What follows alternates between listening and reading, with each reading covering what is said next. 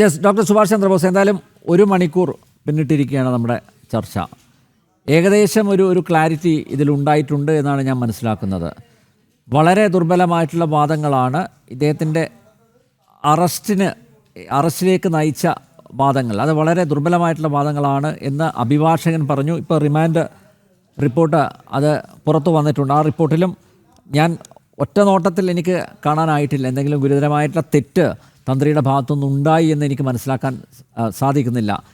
ഞാനും സംശയിക്കുന്നത്, നേരത്തെ വിദ്യാസാഗർ ഗുരുമൂർത്തി ചൂണ്ടിക്കാണിച്ചതുപോലെ ഇതിൽ വലിയ ഒരു തട്ടിപ്പ് നടന്നിട്ടുണ്ട്. ആഗോള അയ്യപ്പ സംഗമത്തിൻ്റെ പേരിലുള്ള തട്ടിപ്പ്.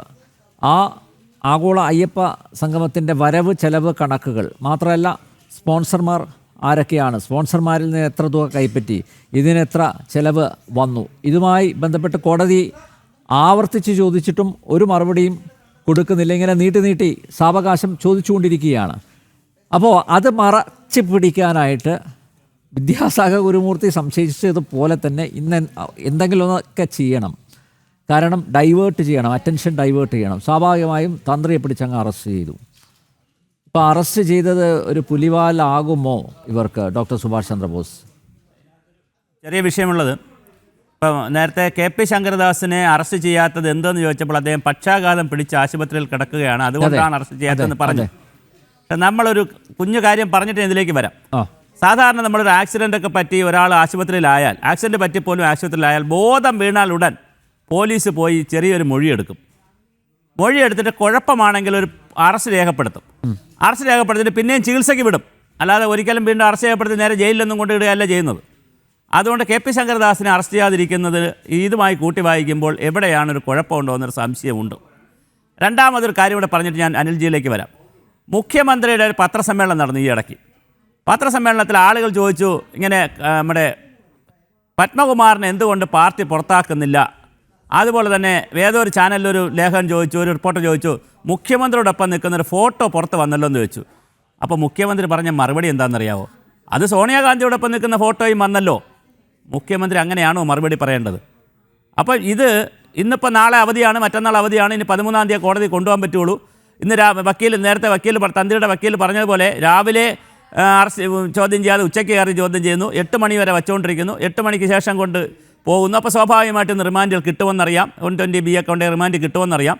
അങ്ങനെയാണെങ്കിൽ 2 ദിവസം കിടക്കട്ടെ എന്നറിയാം. ഈ ഒരു ലൈനും കളിയുമൊക്കെ SITയുടെ പല പ്രവർത്തനങ്ങളും ശുഭകരമാണെന്ന് കോടതി പറയുമ്പോഴും ഇത്തരത്തിലുള്ള ചില കാര്യങ്ങൾ ഇനി ഭാവിയിലേക്കുള്ള പല ആളുകളെയും ചോദ്യം ചെയ്യുന്നതിലുള്ള തടസ്സമായിട്ടൊക്കെ വരുമോ എന്നുള്ള അനിൽജിയുടെ ചോദ്യമാണ്. അതിൽ ഡൈലൂട്ട് ചെയ്യപ്പെടുമോ എന്നൊരു ആശങ്കയുണ്ട്.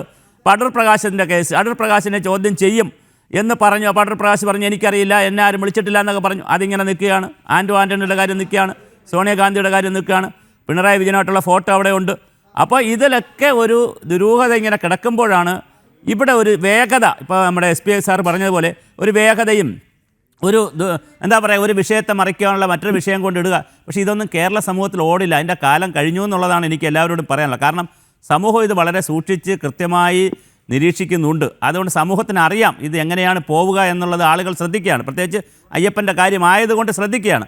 അതുകൊണ്ട് ഈ ഉടായ്പകളൊന്നും അങ്ങനെ വിജയിക്കത്തില്ല. ഇനി ആരെങ്കിലും SITയെ സ്വാധീനിച്ചോ, അല്ലെങ്കിൽ SITയിലുള്ള ഉദ്യോഗസ്ഥർ സംസ്ഥാന ഉദ്യോഗസ്ഥർ തന്നെ കൂടി ആയതുകൊണ്ട് അവർ ഏതെങ്കിലും തരത്തിൽ എന്തിനെങ്കിലുമൊക്കെ വശംവദമായിട്ടോ.